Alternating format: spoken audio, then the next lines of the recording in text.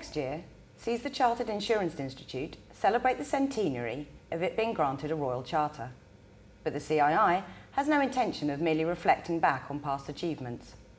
To mark this milestone, it is planning a year-long campaign of events and activities that will identify and explore key risks and challenges that may well emerge over the next 100 years. I'm Lynn Rouse, editor of Post magazine, and joining me in the studio today to detail more about the thinking behind the CII's Future Risk campaign is Julian James, CII President and CEO of Lockton International. Hello, Julian. Hello, Lynn. It's a delight to be here today. Perhaps we could start with the centenary itself. What exactly does the Charter require of the CII, and how has that helped shape next year's campaign and objectives? Firstly, Lynn, thank you very much for a kind introduction. It's a great pleasure for me to be the President of the Chartered Insurance Institute in its centenary year. The actual date of the celebration of the centenary is February 2012. It's a historic moment for the CII. It demonstrates that it's 100 years of chartered status. And what that really means is that it's all about celebrating the professionalism that the CII has enjoyed.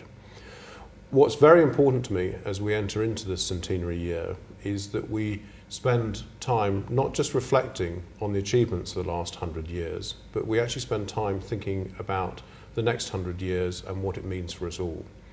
Clearly, the CII is in great shape. It's made tremendous progress over the last 100 years.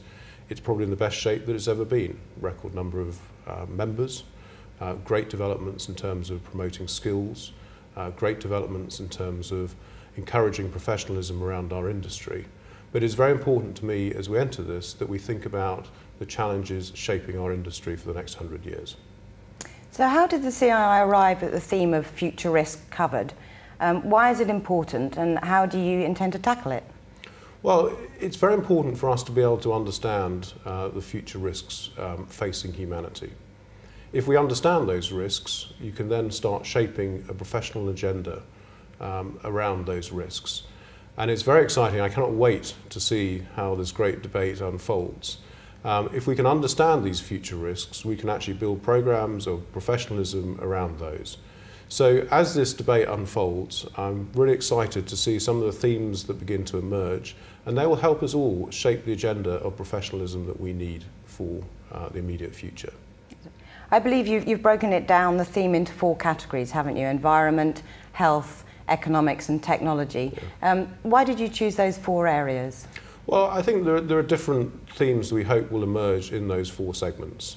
If you ask people just, well, what are future risks? It's very difficult to get your mind around some of the complicated risks that we know are facing the next generation. If you break it down into those 4 areas, they are, in my view, the 4 buckets in which we've got to think about the future.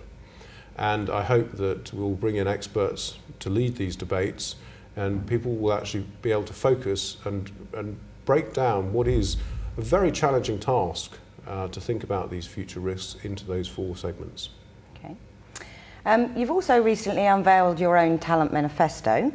What exactly are you demanding of the industry, and why? Well, I've focused very much upon the next generation of talent. Mm-hmm. Why did I choose that? Well, it was very simple. When I started attending a lot of the debates about how we should be celebrating the centenary charter, when we started thinking about how we should start celebrating the 100 years centenary, it was very important to me to not just think about what's happening in the past, but also to think about the future. It's a great cliche, but the insurance and financial services business is all about people. And unless we can start thinking about what we need to do to attract the next generation of talent in, it will be, I think, quite a bleak future. So to me, it is very important that we not only celebrate, but we turn our attention to the future. And that's why I chose the theme of the next generation of talent. Well, what does that mean? What I want businesses to be thinking about is how can we attract the next generation of talent into our world. And that's not just graduates, it's school leavers. What can we do to build up apprenticeships within the world? What can we do to make sure people understand what a fantastic industry the insurance industry is? I've been working in our business for over 30 years. I've had a brilliant time. And when I look at some of the younger people coming out of schools today, I know that if they choose to come into insurance and financial services, they also will have a brilliant time.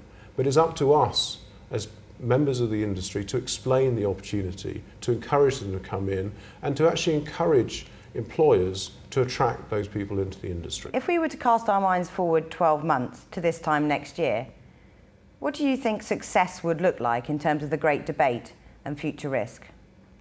For me, success is all about enthusiasm within the younger generation.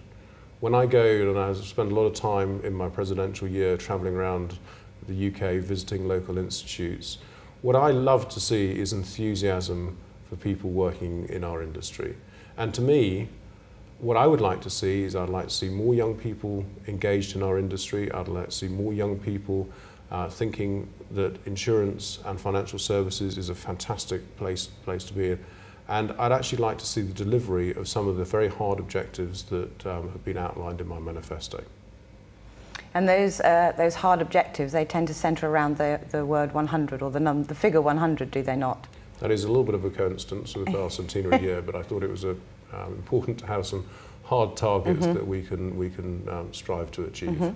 So that relates to sort of case studies on discover risk, doesn't it? Yeah. And numbers of work placements or extra numbers of work placements correct. being offered, etc. Correct. Okay. Well, good luck with that. Thank you. Thank you very much for your time today, Julian. That's probably all we've got time for. But you've given us a really good sense, I think, of the great debate that is to come. So remember to look out for the linked programme of webinars, roundtables, in-depth articles and expert commentary that will be coming to you via post and post online over the next 12 months. Thank you once again, Julian, and thank you for watching. Until next time, goodbye.